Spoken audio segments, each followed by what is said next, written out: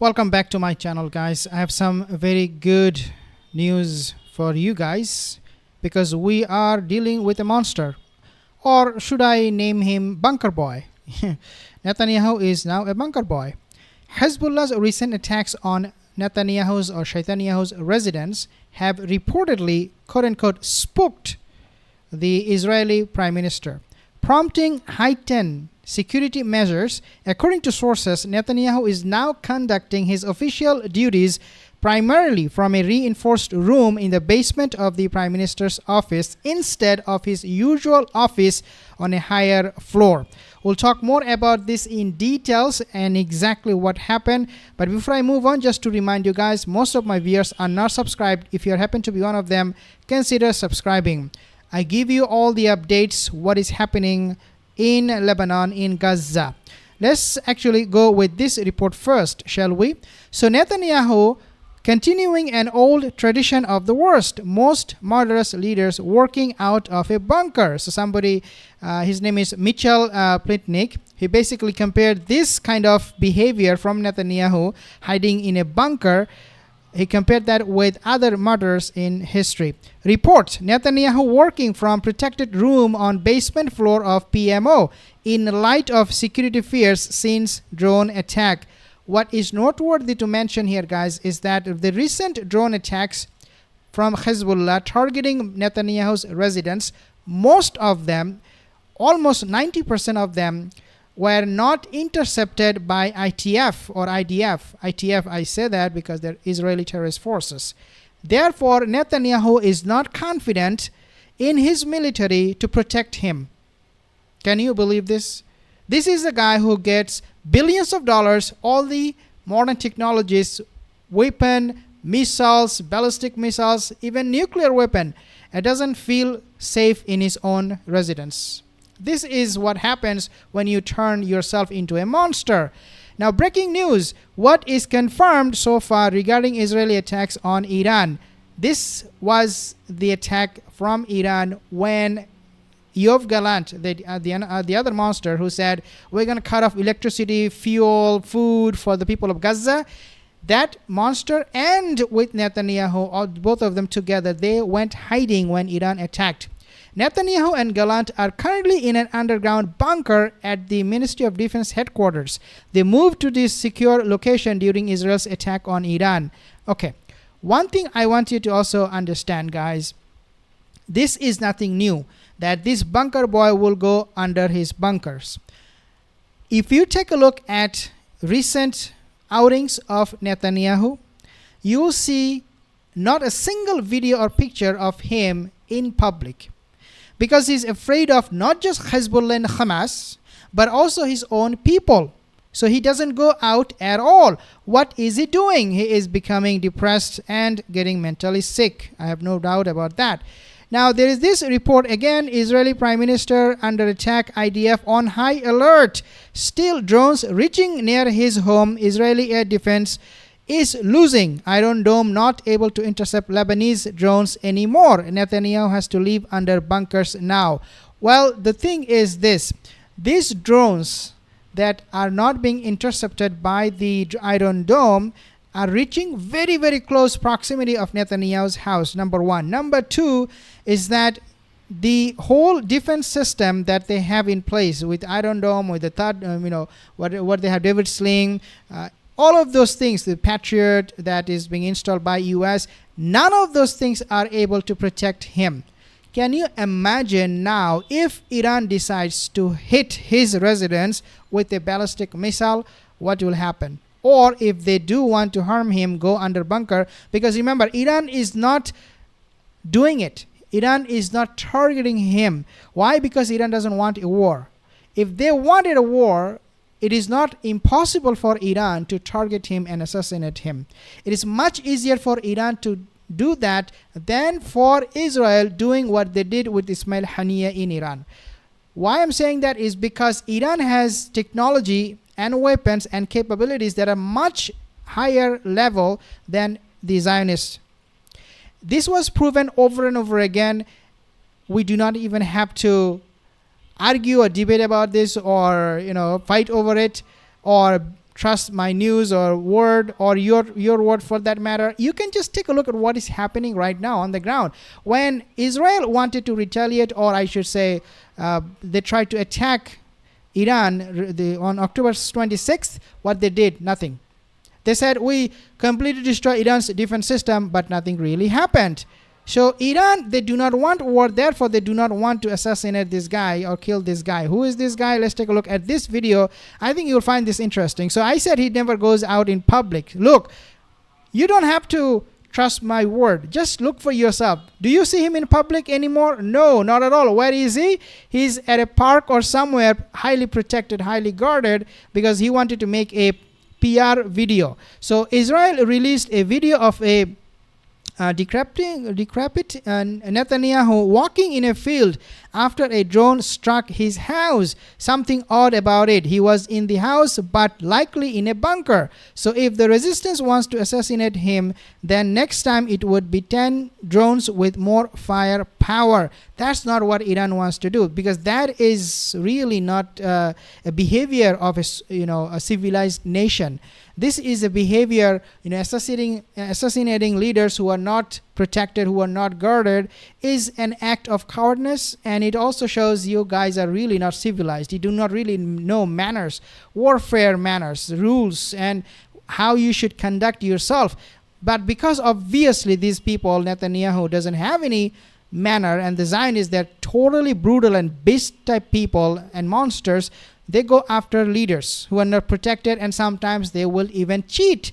They will even be deceiving that particular person.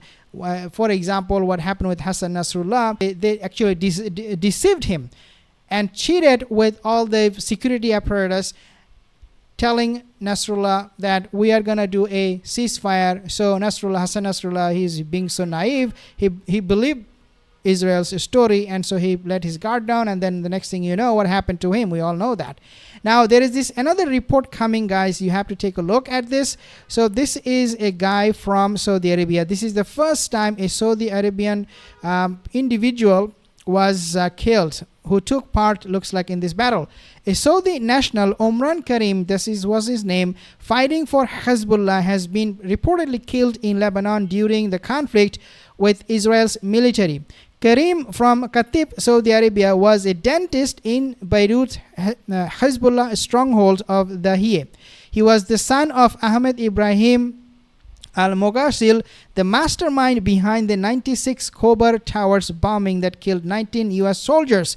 Meanwhile, Hezbollah launched rocket attacks into Israel's western Galilee, injuring 3 people in Metula.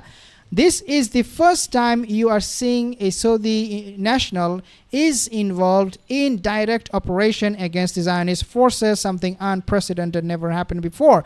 Now we also have other nationals coming from Jordan, coming from Egypt, who are also taking part in small operation against the ITF, Israeli terrorist forces, and the number and the trend is going upward, and it is increasing day by day. Why? Number one is because of the genocide they are witnessing in front of their eyes happening, these women and children getting killed. And number two, at the same time, they're seeing that the IDF forces, our ITF forces, they're actually very, very weak.